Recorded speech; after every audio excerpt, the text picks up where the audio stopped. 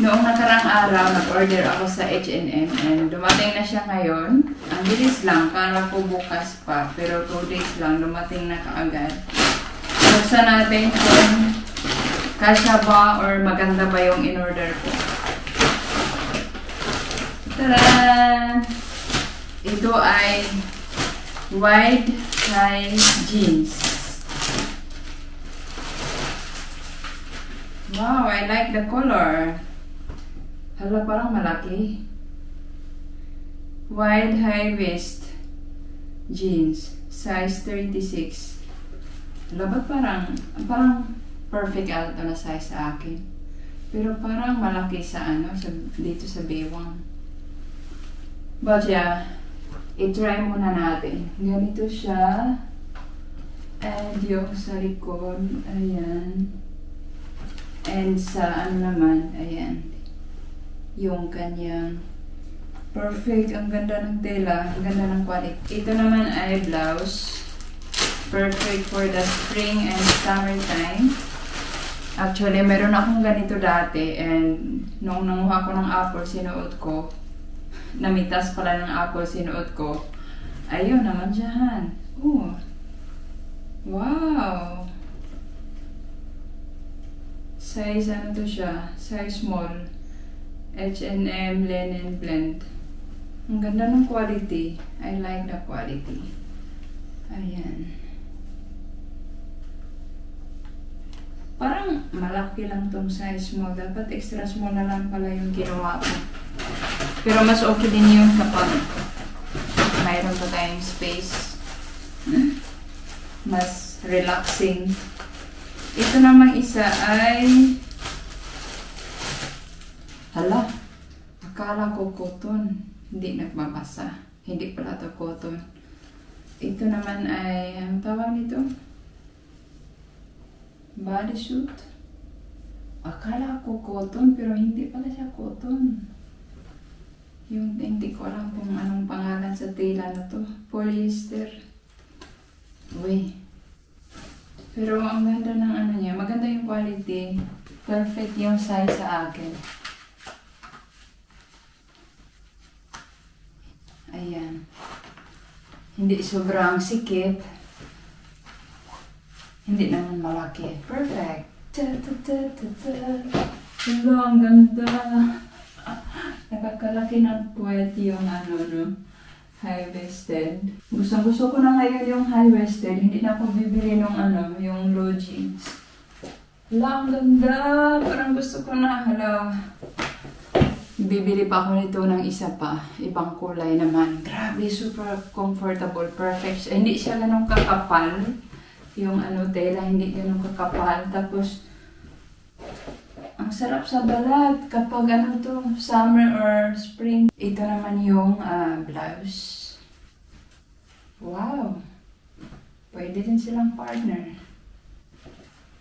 Ganyan lang. Pwede rin kagano. Hello, good morning! Today it's Monday and every Monday wala akong work. 8:54 na ng umaga. Actually, 8:30 akong nagsimulang tumayo na. And nag-decide akong linisin tong aming buong ref. Naka-off to, kaya open siya. Pati sa freezer, dahil sobrang makapal na yung ice niya. So, kailangan ng talagang linisin or i-defrost yung ice. Tapos, ayan dito, marami din tong sa itaas. So, lilinisin ko to. And yung mga laman, yung hindi naman kailangan talaga sa malamig, dito lang.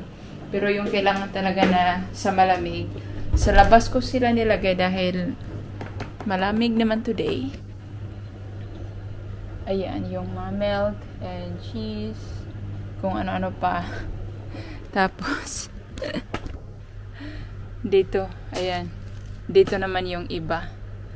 Kasi malamig naman sa labas, so okay lang. Siguro mga 2 hours, okay na tong ref. I-on ko na to ulit. Tapos balik ko na sila lahat. Dahil mag-grocery kami mamayang hapon pagdating ni Mr. sa work. So, mas okay na malinis na din tong ref. And itapon ko na din yung mga hindi na kailangan. So, let's go. Let's start. Tingnan nyo naman, ang kapal ng ice, oh. Ilang months na kasi ito. Hindi na ano. Ayan, look. OMG. Kapal na ng ice, so kailangan na talaga.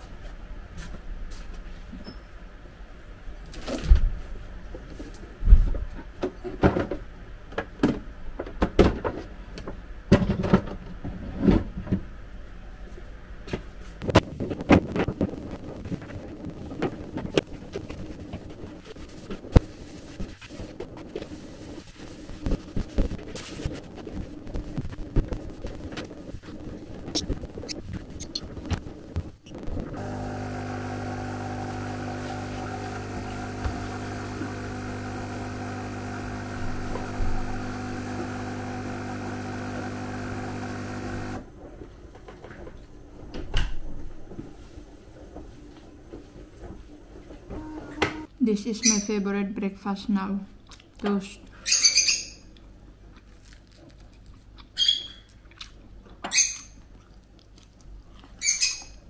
And kape.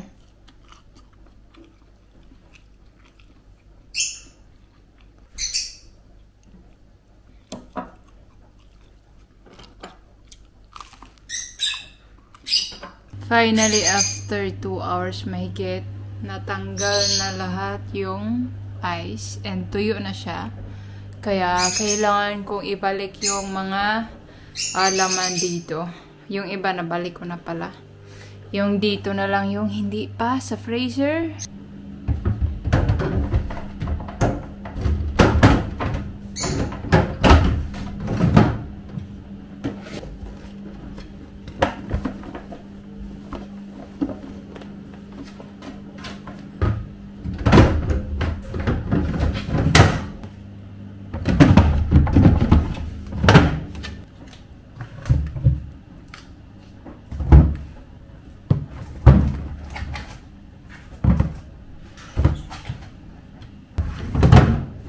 (11:43) ng umaga and kakatapos ko lang maglinis ng aming ref. Ayan, naka-on na siya ulit. Nilagay ko na yung mga laman. Ayan. Ayan, pati dito sa ilalim yung lagayan ng gulay, chiller. Naka-arrange na and malinis na. So mamaya after namin mag-grocery, diretso lagay na lang. Pati dito sa kabila. Ayan. Naka-arrange na, malinis na. Ayan. Dito naman sa freezer is naka-arrange din. Tuyo na to kaya ayan, naka-on off siya ulit. Ayan, halos kape to. Ayan. Ayan. Nag-order kami ng 2 kilong kape, Ethiopian and Indonesian. Ayan, Indonesian. Sa online lang namin ito in-order. Ethiopian. Ayan, 2 klase. Pero mas gusto ko itong Ethiopian. And itong Indonesia. Okay din siya. Sarap din. So, nilalagay lang namin sa freezer. Para basta mas okay daw ilagay sa freezer. Dito naman sa gitna is mga karne. Ito na lang yung natirang karne. Kalahating slice ng manok. So, mamaya pa kami mag-grocery. Dito naman is, ayan, ito ay croquette. It's a snack. Prito na snack ba? Ito. Tinapay na may giniling sa loob. Ito is pagkain to ng isda na nasa aquarium. Malinis na. I am happy.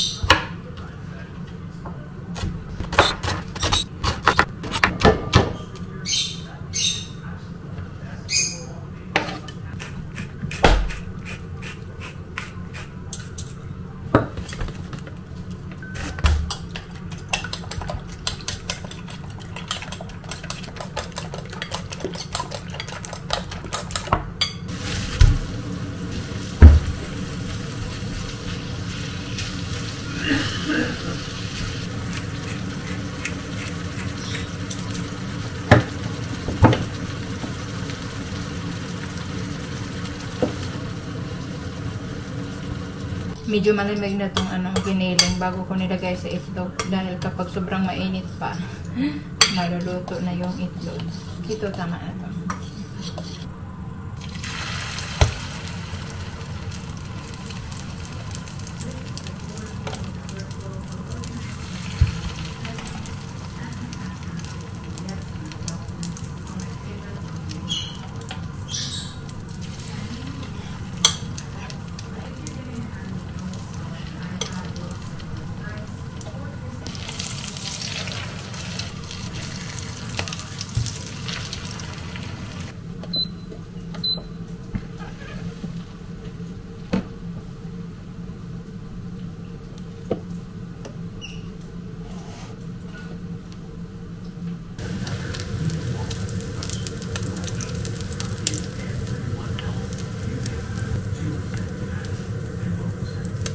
Beef torta ang giniling.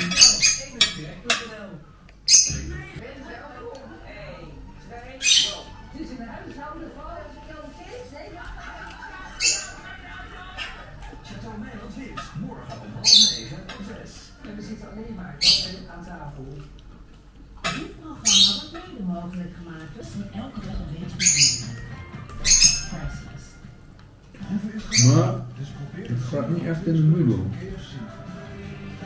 De noedel blijft lekker wit.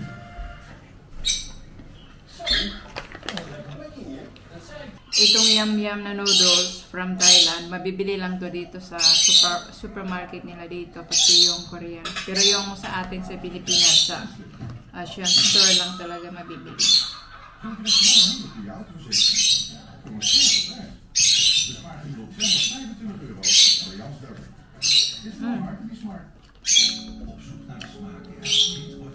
Masarap din yung Thai na noodles. Masarap yung flavor niya.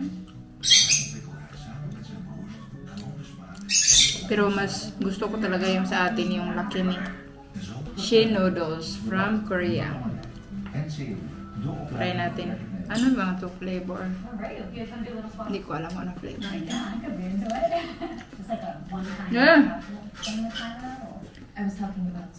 Korean noodles is so spicy. Ja, super spicy. Maar ik vind het. Wil je snel Aziatisch zijn? Zo. Kijken naar jou en naar je plannen. Niet alleen naar je salaris. Ik kan handel meer dan jou doen. Spicy. Ik ben meer Aziatisch dan jij. Niet alleen Aziatisch. Can handle with spicy.